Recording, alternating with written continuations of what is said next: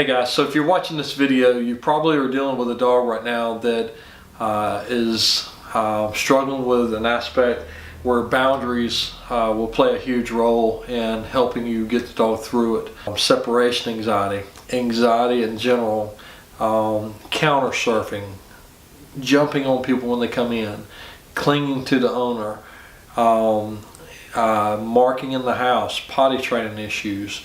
The list just goes on and on and on and on. And so I kind of want to give you a feel about what we do with the boundaries. Dogs understand who's in control by who sets the boundaries. And if there's nobody setting boundaries in the home, it can cause an array of issues with the dog. And so when I get to a consultation with somebody, almost every single time I get there, one of the first questions I come up with that I ask a client is, where does your dog sleep at? And why I ask that is not so much the fact that the dog sleeping in the bed with the owner is an issue, which it can be, but that typically tells me if there's any boundaries in the home. And if the dog's allowed to sleep in a bed, they're typically allowed at the dinner table, they're typically allowed on the couch, on the furniture, they're allowed to greet guests coming in the door, a lot of times jump on the guests coming in the door, and there's no boundaries there. And I'm going to draw some parallels between my kids and the boundaries I set with them and the boundaries I set with my dogs. It's through those boundaries and through the pushing away that we build independence in the dog. We set what's expected with the dog, and it gives balance to the dog. There is only one command that is intrinsic in the dog. There's only one command that they give each other, and it's go. They don't say sit, stay, place, down, heel. It's go. Get away from me, get away from my food, get away from my toy, get away from my house, get away from my puppies. And they establish those boundaries with each other. And again, it gives rise to who's in charge in that leadership. Well, dogs are dependent on us for that leadership. And a lot of people, you'll hear them talking about being alpha to the dog. To me, it's more of being a parent to your dog and being the leader of your dog. You don't have to beat the dog down, but you do have to set expectations. I set boundaries with my kids, not because I'm trying to be mean to them, but because I love them and because I want to give them structure and guidance to what's expected from them. And you're not allowed to sleep with me every night. You can't sleep with Andrew now. You got to go sleep in your own bed. Dinner time. Andrew may be cooking dinner. Guys, get out of the kitchen. Go somewhere else. You might get hurt if you're sitting in here and you're playing around the stove or something. If I'm on the phone with a client, guys, get out of the office. Go somewhere else. I love you. If you came over for dinner one night, we may after dinner to send the kids upstairs so we can have adult time. Those same boundaries I do with my kids, the dogs need those same boundaries. And what you'll find is different dogs need different levels of boundaries. And again, it's just like kids. All three of my kids are completely different in how much structure they need and how much boundaries I have to set with each one of them. I've got some that are more hard-headed, a little bit more stubborn than others, so I can be a little easier on one and I have to be a little harder on the other. So when most trainers are training and they come across an issue where the dog is, let's say, separation anxiety, and take that for example, or barking at a window. Let's use those two things. Most of the time when they deal with that, they focus on the control aspect of it. The dog is flipping out, and so they put them on a sit command as they leave the house. And then the dog eventually gets off the sit command, and they still have that anxiety. Or with barking at the window, you may ask them to sit for a few minutes or down or whatever it is, or come. That's controlling the environment. It's not claiming it. And can I go back to the window there? I don't ask my dogs to sit as they're barking at something. I tell them to go. And I get in between whatever it is that they're barking at, I get in between them and I ask them to move away from it. And I tell them to get away and move away. These lack of boundaries in the home can be from the owner or the handler not establishing those boundaries, or it could be also where the dog is establishing the boundaries. And kind of give you two examples of this. If the dog is allowed to play and romp and jump on stuff, the dog, is not seeing any boundaries because it's this is my couch, because I'm jumping up on it anytime I want. I can come over here and jump on the table. I can jump up on the counter and get food. I can come get in your bed. And so there's no line of who's in charge there. And so same thing can happen also where the dog is barking at everything passing by. So and this is just two quick examples, but people pass by, the dog barks, they keep going. Mailman comes up, dog barks, he leaves. And in the dog's mind, he's sitting there going, man, I'm setting the boundaries here. These people were about to come up here to the house, I barked and they left. And so the dog is setting the boundaries there. And so it's telling the dog, you're not in control, I'm in control. And that creates major issues. It can bleed into anxiety issues with the dog, where the dog starts to get anxious. When dogs get anxious and they don't feel like somebody's in control, we tend to see 4 responses from the dog: fight, flight, avoidance, and submission. I'm going to run and hide. I'm going to run and attack. I'm going to try to avoid the situation, or I'm going to allow somebody else to control the environment. And that's the one we're typically looking for, and that's the one that gives balance to the dog, is when they don't have to react. They go, okay, I'm going to pay attention to you. I'm going to follow your lead, and you're going to do it for me. Now, I'm going to break down a couple of these, especially the flight part, because a lot of times people get the fight part really easy. The dog lunges and they go, hey, I got to control that. I got to make sure I got that under control. And they're a lot more assertive about taking charge. The problem is on the flight part, they tend to coddle and they tend to go up and go, it's okay, it's okay, it's okay. And they don't see it as a big issue. And the one thing I always point out, if a dog is fearful of me and he bolts and he runs into a kennel and he's in the back of that kennel and he's shaking and he's scared and I reach in that kennel, what happens? I get bit, right? Because he can't go any further and now he turns around and bites. If the dog is in a flight mode and you take out his ability to go any further, you're typically going to see the tendency to go to the next one, which is fight. You'll hear this from clients that say, I can take my dog to the dog park. He does perfectly fine there, but when I put him on a leash and we try to walk down the road, he reacts. Well, what's different? I've got a leash on the dog and I can't go anywhere. So now the dog's going, I'm tethered to this idiot that I don't trust because he never sets boundaries, and now there's a dog coming and I've got to set that boundary. And so the dog starts lunging out and they lash. But at the dog park, the dog has the ability to move away, to avoid. They have the ability to go in complete flight if they need to. And they also have the ability to fight, so it keeps them a little bit more balanced. Versus when they're on the leash, we've taken out the flight, so it throws that out of balance, and the tendency to go to the fight is much, much greater. Now, about the flight though, so now that we've established flight is the exact same thing as fight, when a dog goes into a flight, they almost always will try to find a shelter at the end of the flight. I'm going to run somewhere where I feel like I can hunker down and I have security. The shelter could be in the form of a person. It could be in the form of a couch, a kennel, under the bed, a house. It could be anywhere. And one of the things I try to teach my trainers is find what the dog is sheltering on. This kind of leads into the separation anxiety. When a dog is anxious and they're in that perpetual flight state, they have that tendency that I've got to always be by something. I've got to constantly be next to whatever it is. So a lot of times what I do is I ask clients, does your dog cling to you? Is he following you around the house? Can you walk out of the room without the dog flipping out? And a lot of times I get an answer, yes, he's clinging to John, or he's clinging to Mary, or whatever, and he's always right up under us. He can't do anything without him going somewhere. When a dog is doing that, yes, there's love and affection there, but there's also insecurity. And I'm going to back up and kind of give you a quick analogy of my son back when he was born, and hopefully give you a picture about what's going on with the dog. When Colton was young, we'd read him, he was our firstborn, we'd read him a book every night, and he would fall asleep 2 or 3 minutes after we read him a book. We'd get up and walk out of the room, and life was grand. Fast forward almost a year and a half later of doing this constantly, we finally had a newborn, Amelia, and our time was, kind of going toward her, and then also we'd get, Colton wasn't going to sleep as fast, and so he'd lay in there for 15, 20 minutes, and we'd get tired of laying in there with him, and we would try to get up and walk out of the room. Well, when we would do this, you would see a complete panic state, because he would totally panic. I gotta get to you, I gotta get to you, I gotta get to you. Our love and affection for our son created insecurity in him where he could not be without us. And the same thing can happen when there's a lack of boundaries in the home with the dog, where the dog goes, I got to be with you, got to be with you, got to be with you. I'm in the bed with you, I'm at the couch with you, I'm on the thing. And then all of a sudden we throw up a physical barrier and the dog doesn't understand it. It's the same thing when Colton was going through this and we realized that we had created a monster.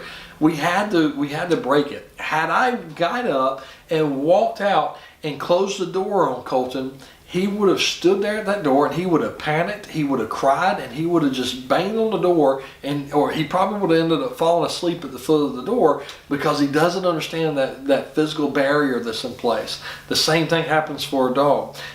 When we were breaking the dependency on us, we had to be what I call a mental barrier.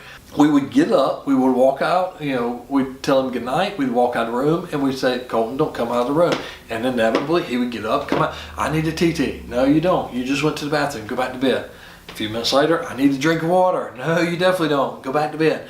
I heard something, go back to bed. And you would see a panic, he'd cry a little bit, he would get anxious about it, he would constantly try to get up and come back to us. But we had to break that dependency on us, and we had to teach him, you're okay being by yourself, you can be independent. And again, I do this all the time with my kids. Go get in your own bed, get out of the kitchen, get out of my office, go outside and play, go upstairs and play. And there are times when they're all up on me and I'm loving on them, I'm playing with them, but there's also times of that separation. Same thing happens with a dog. And when the dog is constantly allowed to follow you and sleep and lay and eat, and then all of a sudden we leave the house and we go bye-bye, bye-bye, and all of a sudden that door goes in front, the dog panics and they don't understand why I can't get to you. And so you get that panic response. This is where separation anxiety comes in. It's purely a lack of independence in the dogs. That's all it is I've developed such a secure, and I am such an insecure dog. I have to be next to you all the time. And the thing was with Colton, we realized our love and affection was the thing that was causing it. So we had to break that, and we had to teach him, you got to be independent. Same thing with the dog. We have to teach him, you got to be independent. You've got to move away from me. You got to go somewhere else. I'm eating. Get away from me. We have guests over. Move out of the room. Go somewhere else. And so we do that to build independence. If you look at a mom dog, between the ages of 6 weeks to 9 weeks old, the mom is weaning the dogs away from her. She communicates that through growling, nipping, biting, and she'll sometimes get up and walk away. But she communicates, get away from me, I don't want to feed you right now. And she starts that weaning process. Go be a dog, go play, go do your own thing. Same way we send our kids to school, go be a kid, go play. So she sets the boundary with them, but secondly, she sets the boundary to any threat that may come up. So if a threat that she perceives comes up, she doesn't go over to the puppies and go, it's okay, it's okay, it's okay. She goes to the threat and says, get away from here. These are my puppies, back off. And she establishes that boundary with the threat. What do the puppies do when they feel threatened? They all go over to each other and cling. And I'm going to cling to brother and sister. And it's not, I think brother and sister are going to protect me.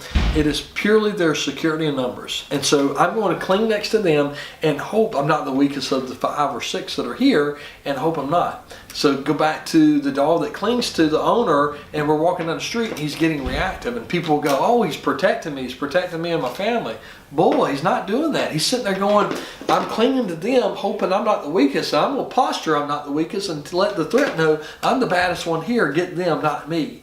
And so while yes, there is love and affection, when the dog is doing that, it is not I'm protecting my family. Typically, it's get them before you get me. Let's go back for a minute. How does it fix potty training issues? Potty training issues is going to fall into a couple of categories. I don't know where I'm supposed to go. That's their puppies.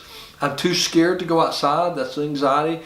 The house has become a shelter, and so I'm clinging to the inside. I'm only going to go inside. Go, teaching independence to go outside. I am marking inside, and now it's becoming a dominant thing where I'm not necessarily dominance, but I am marking territory, just like I set boundaries outside through barking and growling and and yelling at the window and people are going by. I'm going to mark territory inside, and I'm going to let dogs know. So they do it through posturing, and they also do it through scent. Again, when there's nothing in the house, it's the dogs. This is my couch. You don't get on my couch until I invite you up on my couch. You don't come in the kitchen until I invite you into the kitchen. You don't come in my bedroom until I invite you to come into my bedroom. Everything in this house is mine. There's nothing for you to mark. It takes care of marking issues in the home. And then the other one is just purely, I can't hold it that long, or there's a medical issue that's causing me not to be able to hold it. And that's a totally separate issue. But 2 out of those 4 or 5 are solved through boundaries, setting boundaries in the home, claiming your home, claiming that space around the home. So separation anxiety, we've got counter surfing, jumping on people, aggression issues. Again, if the dog's barking at the window, barking at things, I get in between them, go, get away from it. It's mine. I got it. When you start establishing that leadership at home, it's a lot easier when I get outside and something comes up. I say, hey, leave it alone. The dog goes, okay, I got it. You're in charge of the house. But if you never have the boundaries and that leadership at home, and then all of a sudden you try to establish it outside, it's not going to work. It would be no different than me not establishing any rules and boundaries with my kids and then trying to go outside and expecting them to do well at school. It's not going to happen. They're not going to do well. And so when we're teaching a boundary, the first thing we want to do is show the dog where we want to go. And so I typically try to use a narrow hallway or something like that. And basically what we're going to do is we're going to walk into the dog and we're going to tap the collar and we're going to keep walking into his space until he moves out of our space. Now, with typical body language, when we're teaching the dog to stay and we're marking it with the collar, we're stepping into him and we mark it with the collar. And we teach them to hold that command right there. With a go command, instead of stepping in or rocking in one time, I continue to move into the dog space until they move out of my space. And I'm tapping the collar as I'm telling them to go on a low setting here. And it's just like any other command. I'm just signaling to the dog, move out of my space, go somewhere else. And I move into them until they move away. Once the dog does that, I stop and I start moving back. If the dog perceives to come back in my space, I move back into his space, tapping the collar until he moves out of mine.